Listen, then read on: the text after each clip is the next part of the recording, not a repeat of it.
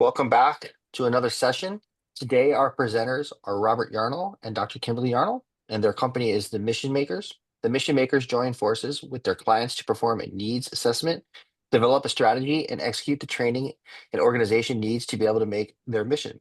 Robert is a retired Marine Corps Master Gunnery Sergeant. He's also spent 28 years of nonprofit leadership experience, having served on numerous boards and nonprofit fundraising committees.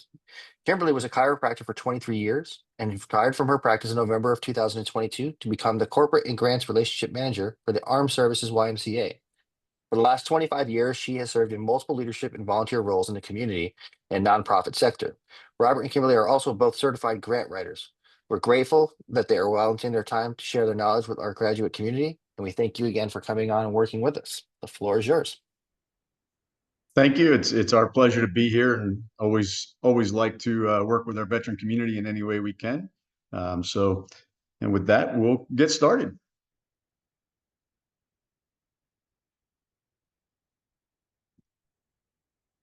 All right, we'll kind of go through this real quick since you did that introduction. Like you said, we're both very passionate about the nonprofit world. We've been involved in this type of work from peer-to-peer fundraising to fundraising events, both leading nonprofit boards.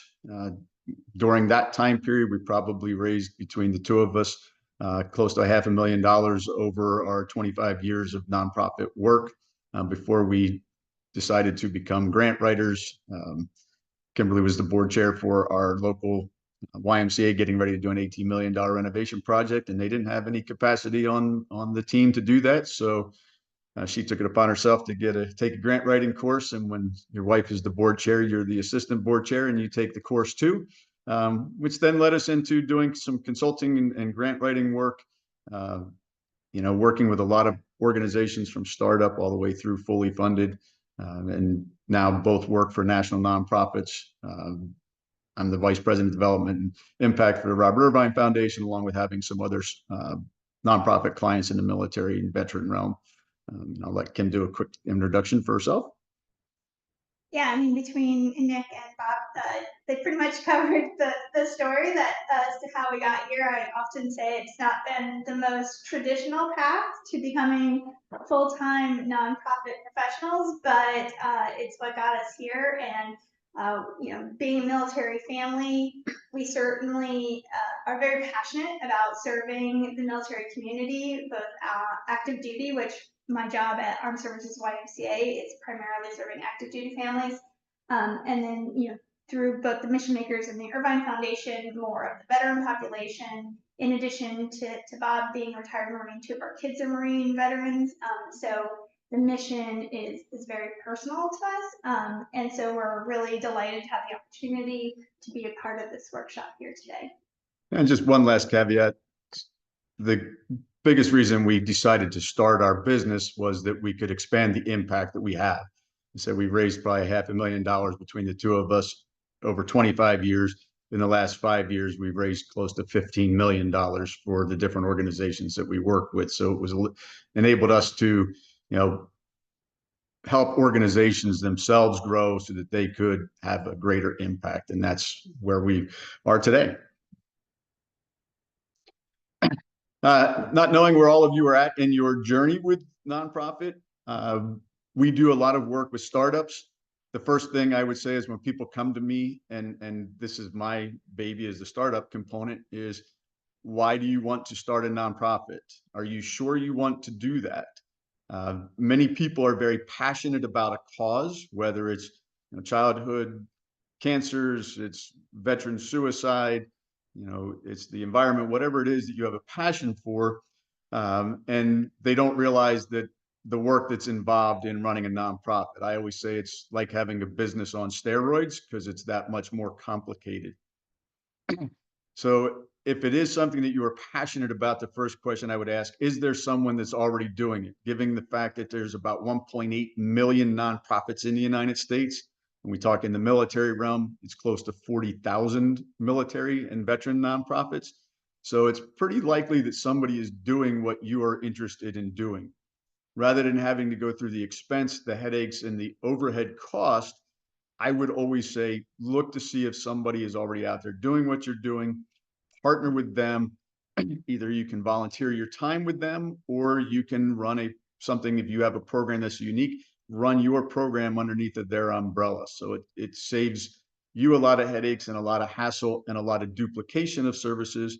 But also it will allow you to do what you really want to do, which is follow your passions and take care of that. There are some people that I can tell you come to me and they'll say, well, I want to transition and do this because it's something I really love, and I can just do this instead, thinking that they're going to take a salary. If you've been in a nonprofit world, salaries don't usually come about until year 5 or so, if you're lucky.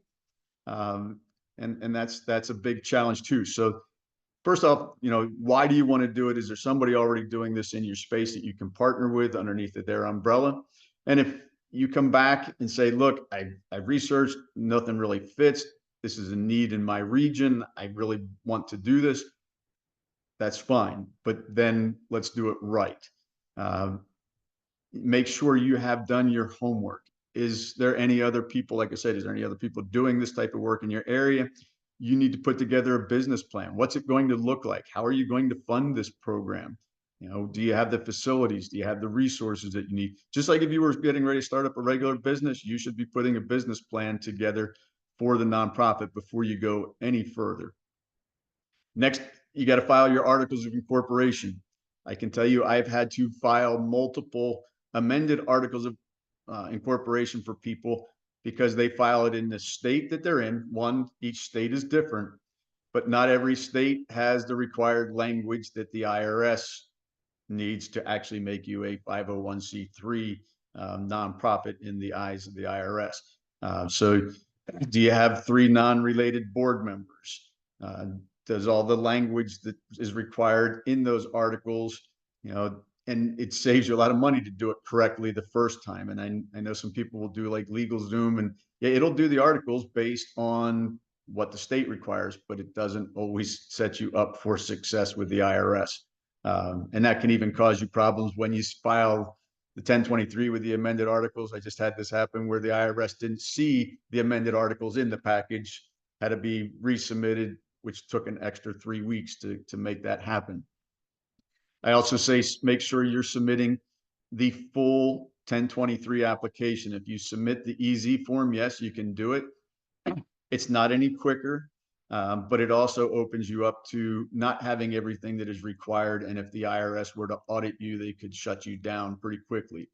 You need to make sure you have your board set up. You need to make sure you have your bylaws. You should have your conflict of interest policy already in place and adopted, so that when you put your application in, it has all of those, because it's going to ask you.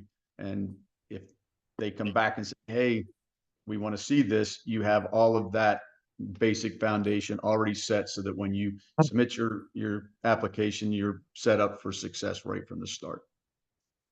All right. Okay, so we talk a lot about volunteers in the nonprofit space, and there are a variety of different volunteers that are critically important, especially in those early days, but throughout the existence of the nonprofit. And the important thing is to remember that there are different kinds of volunteers, and that you want to be strategic in who you recruit to be a volunteer for your organization. So the highest levels, you're going to have your board of directors, and those are going to be not only people who are invested in your mission, but also people who bring with them skill sets that are going to be beneficial to the organization, especially in those early days when you probably won't have the means to hire a lot or even contract with a lot of professionals. So maybe someone who has some accounting experience, someone who has some marketing experience, people who have the capacity to give, the people who are well connected socially, people who may have other connections in the space. Those are all things you want to consider when you're recruiting for your board of directors. What I've done when I've been the board chair with recruiting new board members is I typically recommend vetting them through a committee. So find out where their passion is. Are they passionate about the programs that you're running? Are they passionate about finances, so maybe they're on your finance committee, and get them onto a committee for 3 to 6 months, see how they play with others, right? Do they play well with others? Are they constructive rather than destructive? Sometimes people come on to a board or into an organization and they have sort of their own mission, and you don't want, volunteers coming in and trying to divert your mission from what your intention has been. So, so looking to set up a few of the core committees that would be beneficial to your organization, and then recruiting people that bring some sort of knowledge or skill to that particular committee. Then you're going to have, people who are going to volunteer in your programs. For example, at the Armed Services Y, we do a lot of food support. And so we have a lot of people who volunteer to distribute food at our food markets, at our drive-through food events, those kinds of things. You may also recruit people to do some of the administrative work, like stuffing envelopes that you're sending out in, your annual campaign requests, in maybe doing some of your social media, those kinds of things that maybe may not be at the same level as a professional, but has some basic types of skills that can help deliver your mission for you. And then the other thing to keep in mind is that volunteers statistically are more likely to become donors. So by building your volunteer base, you're also building your donor base, because they're getting some skin in the game, right? They have some buy-in to your organization, so they're more likely to support you financially. And so those are some of the considerations that we recommend when you're, considering how and who you're going to recruit for your volunteer base.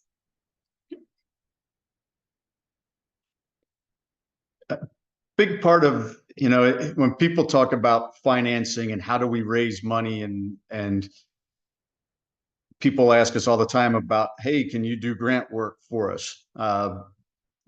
I found that we did more consulting with most organizations to start out to get them grant ready. People would say, oh, if you just got us $1 million, we'd be good. That's great. But it takes a lot to get to $1 million in the grant world. People think about federal grants. One, most young organizations, you're not going to even get close to a federal grant. Now, I use one example, Rodale Institute, which is a world-renowned farming and agricultural organization. It took 5 years for them to get a program to work with veterans and train them to be organic and regenerative farmers. And they had all the resources in the world and the reputation. It still took them 5 years to get that federal grant approved. Not to mention, once you get it approved, the reporting on it is going to be costly, because you're going to have to hire somebody just to report on that grant. You're going to need to have, when you talk about finances at the end of the year, no longer filing a 990N, you're going to need to file a full 990 report. You're going to have audits done, and none of that is cheap. You're talking tens of thousands of dollars when you're talking about a full audit and a 990. So when we look at all of that, how do you get to that point where you can become grant ready? And a lot of that starts with your program development. What is it that you want to do, and how are you going to accomplish that?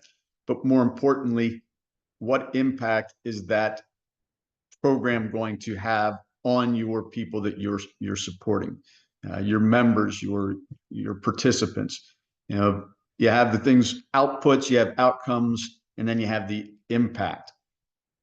I did have them put in the chat some different documents that you have access to that goes into program development. There's a lot of different components that you can use with that. And I tried to put together a better way to understand how you measure all of that. And I put in a linear model in there, but I also put one as kind of a triangular model.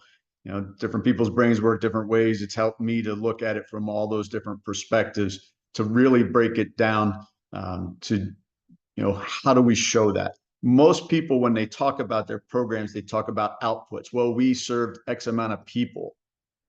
That's an output, but what is the tangible effect in the outcome? Well, by serving or providing food for X amount of people, we helped reduce their needs for or help reduce the underserved populations in food insecurity. And the greater output of that is, okay, now that we've been able to help them get on their feet again because they can spend their money, they can pay their rent, they might be able to pay daycare so they can go to work. It provides a much broader impact on the entire community. So you want to look at it from an outputs to outcomes to that much larger impact. And that takes some time. It doesn't happen overnight. You start out small, that's okay. Small is not necessarily a bad thing as long as you're showing that major impact for those people that you're working with or that organizational mission that you have. So there's definitely some tools in there to help you with building out your programs, but making sure that you have the measurables. And there's lots of different ways you can do that. But I will tell you, the number one thing today is most people don't read. So yes, if you're doing grant reports, you need to have the written component, but you better have something more than just a written component. If you're doing surveys, turn them into some charts and graphs that are easy to look at and show that. And even more importantly, get good testimonials from people. And an easy way to do that, everybody's got a cell phone today. Just even that, it doesn't have to be professionally done. It can be a great little testimonial in a 1 minute, 2 minute. You definitely don't want to go over 3 minutes, but in a testimonial where somebody talks about what your organization has done for them. That's one of your best ways to reach, when you talk about going after grant funding or even corporate sponsorships. That is a key element, and it's an easy thing to do within anybody's realm. It doesn't cost a whole lot of money. That's an easy way of doing it. It also makes great social media posts that can have impact and drive people to your organization. Okay, fundraising. So this is the part that most people who get into the nonprofit space are most afraid of, because most people are uncomfortable asking for money. So there are a number of different funding sources that you can pursue in the nonprofit space. And depending on your organization, where you're positioned, it's going to be different for everybody. But you're going to have your individual donors, who we alluded to earlier when we were talking about the volunteers, and those are going to be the people who are going to make a gift to your organization. Sometimes they're very small gifts, $5, $10, $20, $25. But for some people that's a significant gift. Can I touch on that one second? I just wanted to touch on the one piece of the individual donor that is really important. Is most times those are known as unrestricted funds, so they can be used for anything, where most of your grant funding and some of these other pieces are going to be restricted to it can only be used for certain components. And the big challenge in nonprofit world is, how do you fund some of your overhead expenses? How do you pay to get the 990 done? How do you pay for your website? Those require funding, but most of your restricted funds won't allow that type of thing. So individual donors are key. The more individual donors you have, the more it allows you to operate more efficiently, really. Yeah. And so the key to that is, whenever possible, developing a sustaining or recurring donor, so that they are giving on a regular basis, whether that's a small monthly amount of $10 or $25, or annually $100 or $500. You want those repeat donors, so that you're not every cycle going out and trying to recruit new donors. It's much more efficient to maintain an existing donor than it is to generate a new donor. It's the same as a business. It's cheaper to keep an existing customer than it is to get a new customer in the door. So definitely that comes down to donor stewardship, is making sure that you're keeping those donors in the loop, that they know what you're doing, that you're transparent in the programs that you're operating and the impact that you're having. That's what donors want, to know that their money is going to what they intended it to, and it's making a difference in the community. Major donors are your larger donors, and what is defined as a major donor, there's not a set dollar amount. So for a small organization, a major donor may be $500 or $1,000. For a huge organization, it might be $25,000. So you define what is, you consider a major donor, but they're going to require a little bit more attention. You're going to want to have what we call more frequent touch points with them, more impact with them, making sure that they're invited to all the events that you're hosting, those kinds of things. Those are the ways that you can steward those larger donors and hopefully build their gift over time.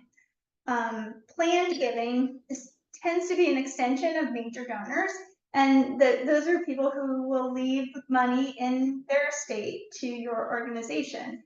I know, because I have a long history with the YMCA, many members.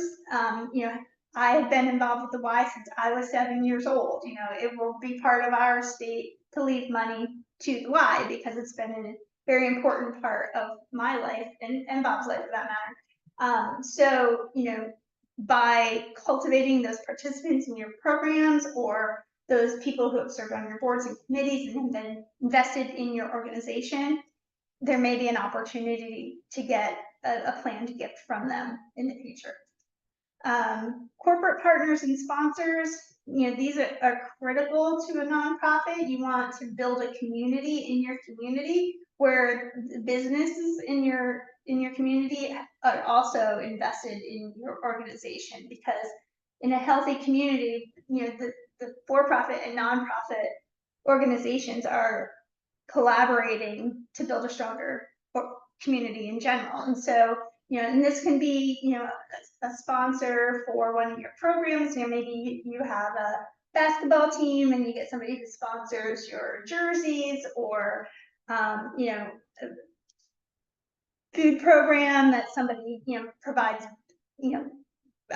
branded bags for you to distribute food in, and they donate a certain amount of money to support that program in exchange for you putting their logo on your bags, something along those lines. And then as your organization grows, those corporate sponsorships can get larger and larger and really develop into more of a partnership. Foundation grants, Bob mentioned federal grants. I didn't even put that on this list because we're talking, probably about younger organizations, but foundation grants are a little bit more accessible for newer and smaller organizations. The important thing is there are search engines that you can get that will help you search which foundations are most aligned with your organization, whether that's your mission, your programs, geographically sometimes. Oftentimes a county or a community has a community foundation that administers a number of different grant programs. So you can look at those, and in the early days, you're probably going to be looking at smaller grants. But again, if you steward that relationship well, those grants can grow over time, and then also be leveraged towards bigger projects should you eventually take on a capital project or something like that. Second about community grants. Sure. With the community grants, almost every community has them, and they're easy to find, and it's a great place to start. And I say that because most of the community organizations like that will provide grants for capacity building to help you build your capacity to obtain grants. They'll help you build capacity with strategic planning, with program development. So that is a great place to start, because then you can also show there has been community support for our nonprofit, which will help you when you go after other foundation grants. And they can also, a lot of times, when you talk about a community foundation, it's usually multiple grant makers that go through. So it's one application, but you can get through to multiple different funders through that community foundation. And you see more and more of them coming together in that form today for local funders that might have gave $5,000 here, $10,000 here. Now you have 10 or 20 of those organizations that all kind of come together to have one, basically a clearinghouse application process. So once you can, and there are people that you can reach out to personally and build that personal relationship with, and it really will help you. When you're doing that, you want to put together, I say, one-page little prospectus that talks about who you are, what you're doing, why you're doing it, and the impact that you're going to have. Something that looks attractive, has a couple photos, maybe a quote in there, and all your contact information, your EIN, that you can leave with a funder or a potential funder or a potential sponsor after your conversation, so that they have something to remember you by and contact you from as well. Sorry. Yep, it's okay. And most people don't realize that your nonprofit can actually generate revenue in and of itself. So, for example, you may sell T-shirts that you make $10 a T-shirt on. That funding can go, again, it's unrestricted typically, can go towards covering your overhead. Again, the YMCA is a good example of this. People pay for memberships, people pay childcare fees, and that money then pays for those members who are unable to afford those programs or services. So you can generate revenue. You may have fees for some of your programs. You may sell merch for some of your programs. And that is okay, as long as that funding goes towards, appropriate expenditures for your organization. And then finally, special events, which sometimes are the most fun part of fundraising, but you need to be careful that they are cost effective and that they're not costing more in the expense of the event, as well as the time that your staff is putting into executing the event. But these can be everything from a 5K run to a gala to online fundraiser of some sort of digital fundraiser. There's 100 different types of special events you can host, and there's a variety of different ways within a special event that you can raise money, whether that's ticket sales, that's sponsorships, auction items, all kinds of different ways, paddle raises in the room, different things like that. So special events are a fun way to generate revenue. You just need to make sure that they're making more money than they're costing you to execute. And if you have the opportunity and it works well, if you tie that special event to some relationship to what your organization does. We had a bail fund that we worked with, so you had a 5K jailbreak.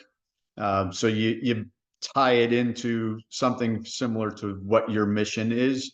That can help, and you can make it fun, but tie it to anytime you can tie that event to your mission, even better.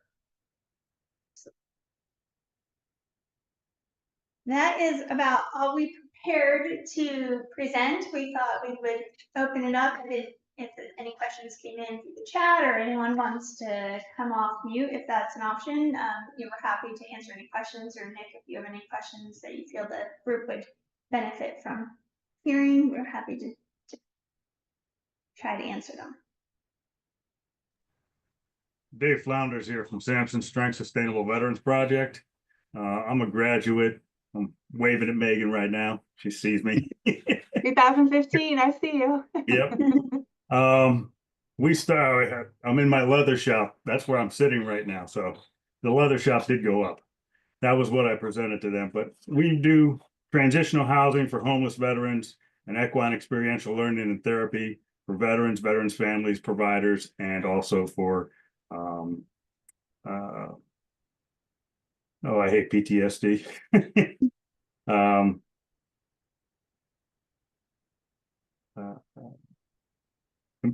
Responders, immediate responders. So, we're busy. We finally got a grant through a big grant, $147,000 through the Alabama Department of Veterans Affairs.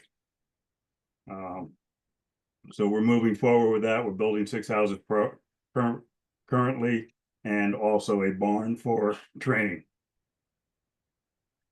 My question is, how do you get some of the larger foundations to touch you?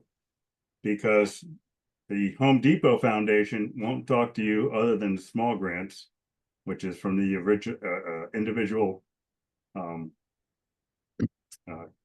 individual stores. The foundation itself won't touch you until you have a $300,000 operating budget. And that's going to be a challenge for, it's a challenge for all nonprofits, but even those that are in the middle range, it becomes an issue. Some of the organizations won't, like Woodruff, unless you've got 2 years worth of full 990s and can show X amount of revenue, you're not going to get any money from them. And they get a ton of money from one individual that donates millions of dollars through them. So they're the coordinator for most of that millions of dollars, but if you're not at a certain level, you just can't get that. So you did a great thing though. I tell people all the time, the state, especially with many of the state Veterans Affairs, they have funding to support programs within your region, and that can grow. And as long as you make sure you're reporting on it effectively, keeping track of everything, and hitting all the deadlines, but showing that impact, that can be recurring year after year. When you can show that, there's other foundations out there. Yes, Home Depot, they went to, some of these organizations really clamped down on providing smaller grants. And it's a challenge because we are no longer fighting two wars. When we were fighting two wars, there was a lot more funding that was available.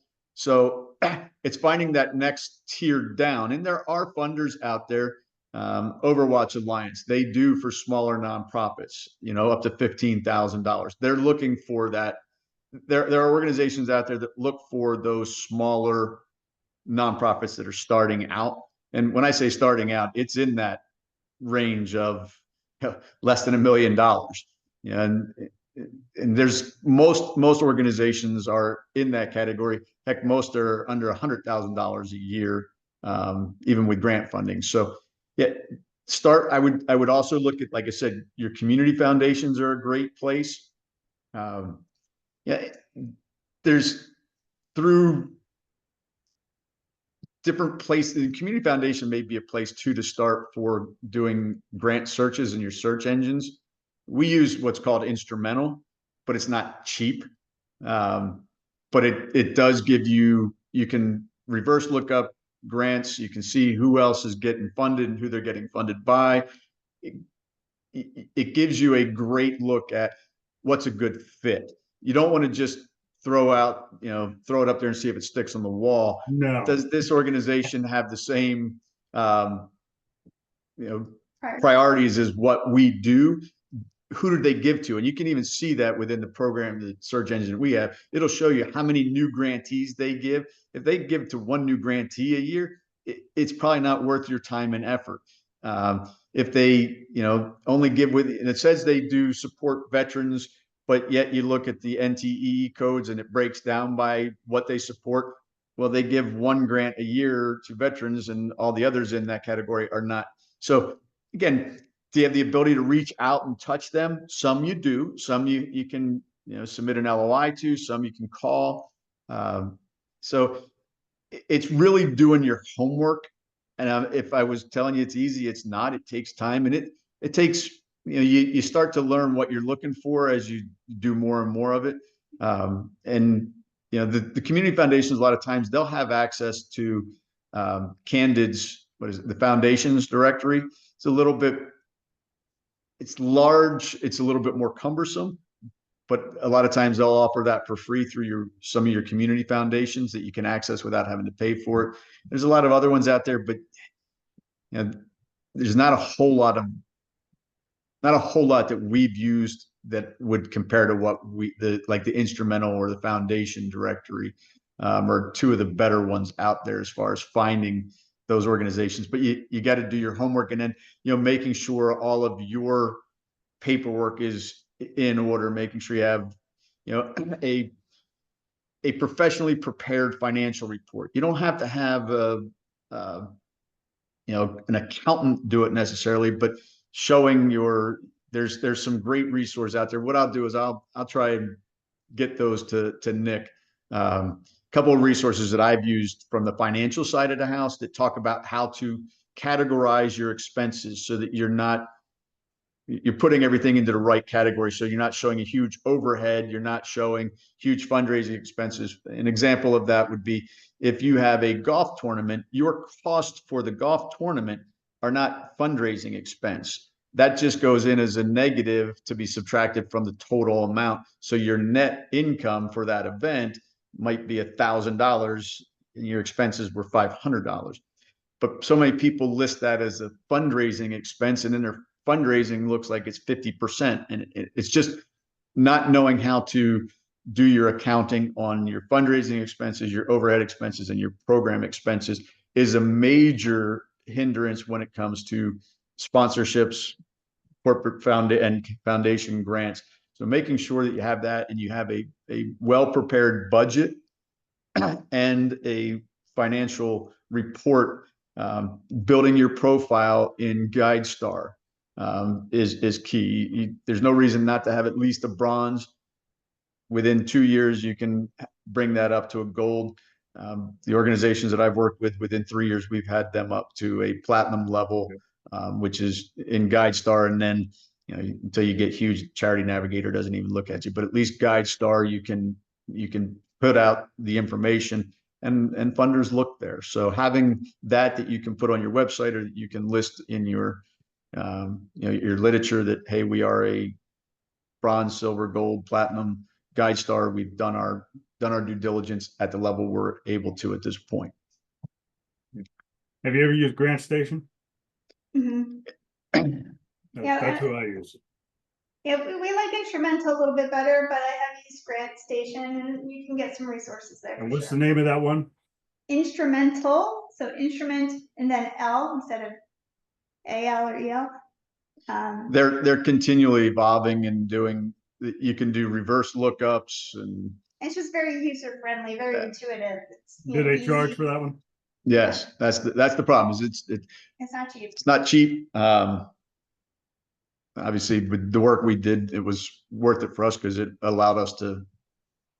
Yeah, I don't know what it is just for real basic. I don't know membership anymore. at It's this been a point. while. Because I work with Grant Station and I get that through TechSoup, Great. and it's $169 a year. Yeah, you can't beat that. I can deal with that. You can't beat that. Yeah, but I would look for more like family foundations and community foundations as opposed to like your Home Depots. I mean, you can go to Home Depot and Walmart and Wawa and those types, not Wawa, Alabama, but you can go to those kinds of organizations and, to get those $1,000, $1,500, $2,500 grants, and those are important, especially in small to medium nonprofits. And then maybe with some of the family foundations, you might be able to get into the $5,000, $10,000, $15,000, $25,000 range. Yeah, well, originally Home Depot was giving out $25,000 grants, especially when you're building stuff. Yeah. They stopped that about 3 years ago. Right, and they went to $300 for whoever shows up for your volunteer. Yeah. That really put a kibosh on that. Yeah, and we talked about the volunteer work. That's another area that you can raise money. Is sometimes companies will match volunteer hours. So if you have someone who comes in and volunteers 100 hours at your organization, their company may match up to a certain dollar amount for those $20 to $100, some of them. Yeah, so that's another advantage to building out a volunteer base, is that you can capitalize on that through fundraising. I'll have to look at that one because we're strictly volunteer, nobody gets paid. Yeah, so it's something and it tends to be some of the bigger companies, like I don't know. Caterpillar, for example, Caterpillar does 1-to-1. They do a 2-to-1 match during Giving Tuesday. Yeah, and if sometimes if one of your donors donates, their employer will match their donation, either dollar for dollar or to a certain amount. So those are other ways to leverage both your volunteers and your donors. The Daniel Foundation out of Birmingham, we got a actually it was a $75,000 grant from them. That's But great. they brought it in at 37.5 from them with matching. Yeah. And they were doing 1-for-1 for whoever had already donated, 2-for-1 for those who had not. Yeah. So that made a big difference. Absolutely. Yeah. It sounds like you're, between the veteran Well, grant and this one, I review grants for the Farm Vetco, Mm. as well as for our local community grant. And my wife she's done the ones from Washington DC, the big ones for farm. Okay. So We understand grants. yeah, we more so than most, for sure. Well, let me get off the soapbox and let somebody else in there.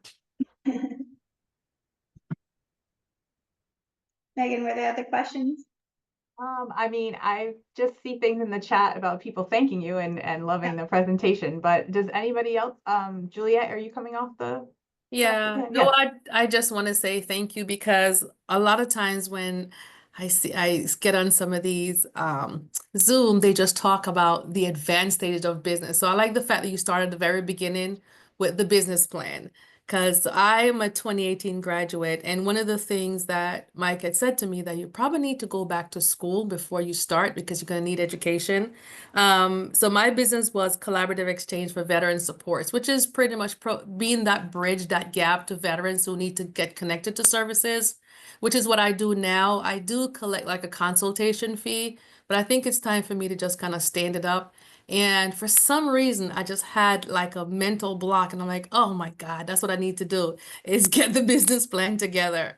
So I think I know what I need to do. I was just a little intimidated to get things started, but so I really do appreciate you starting at the very beginning and not at the very advanced end of what to do when you get there. So I appreciate that. And there's the guide that I put in there is a pretty like step by step by step. Anybody can do it. It just takes a little bit of reading, a little bit of time. But make sure, whenever you're doing it, whether you're starting a business or you're starting a nonprofit, Secretary of State usually is the first place in the state to go, and then you get A and B, and that sends you to C and D, and you just have to make sure you're, if you're doing a nonprofit route, understanding the language that the IRS requires, so that when you file your articles of incorporation and you do it the correct way, there's lots of different little nuances that trip people up a lot of times. But if you follow that step by step, it's really not, it's not hard. It's just time consuming, and then packaging it all. When you file your 1023, you have to put everything in one PDF file when you file it, and having it listed out exactly in the order that the information is in there, and you package it the right way, that there's key elements. And the same thing is true when you're writing a grant, making sure your language that you put in the grant, when they ask a question, restate the question and use their verbiage. Do your homework, just as if you were going to go on a job interview. Do your homework on the organization you're going to ask money from, so that you're using their language. That's just going to help you tie in with them so much better. And that's, it's easy to do. It just takes a little bit of homework. Yeah, I think one of the places I was really just not sure about, there's like, I read the 501c3, then the 501c4, and then 501c19. So I was reading anything that had to do with veterans, and I was like, which one do I choose? So I was, those are the places where I get hung up. Like, I can read and understand, but I wasn't quite certain which one would be right for me. Typically the C3 is going to be the direction you're going to go. The C19 is when that's more of like your American Legions and VFWs and organizations like that. Yeah. 99% of the time it's going to be a C3. So Okay. more likely than not. Yeah. Thank you. You're welcome.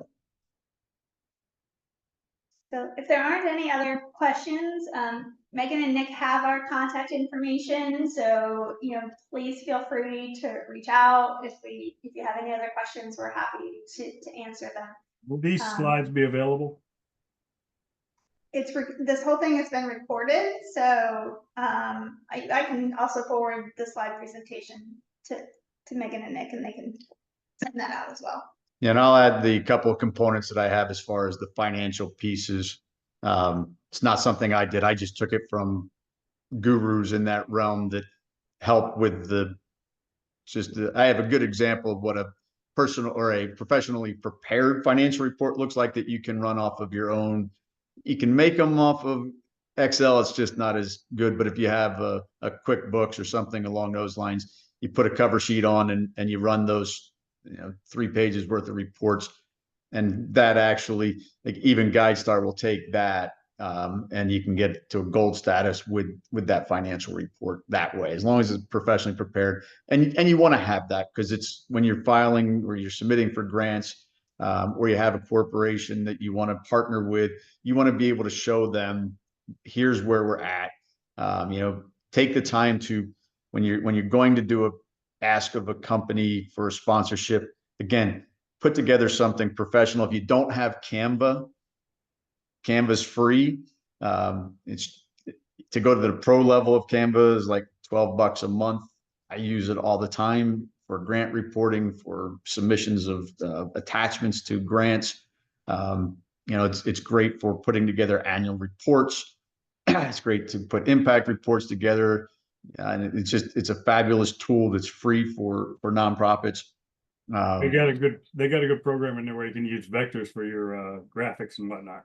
Absolutely. You can build out your logos, everything that you need, you can do in there. And it's got a lot of templates that help you, like, anything that you need to do, you can find a template for it in there. And it just makes it look that much more professional when you're doing an ask. And then, tailor that ask to those corporations to their purpose too. Make sure you're hitting their strong points and how that be able to show that link of how it ties. How is it a win-win?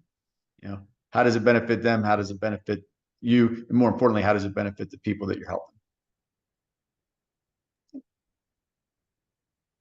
Okay. Are there any further questions today from anybody? I just want to thank you so much, Kim and Robert. Obviously, we're very grateful on behalf of Nick as well. This has just been fantastic, very informative, and I love the way it was presented. So thanks so much. And we'll certainly pass along these materials to everyone who is on the call today. It was our pleasure. Thanks for the opportunity, Megan. Thank you. Thank you so much. And thanks for Good luck, everyone for everybody. attending. Thank you.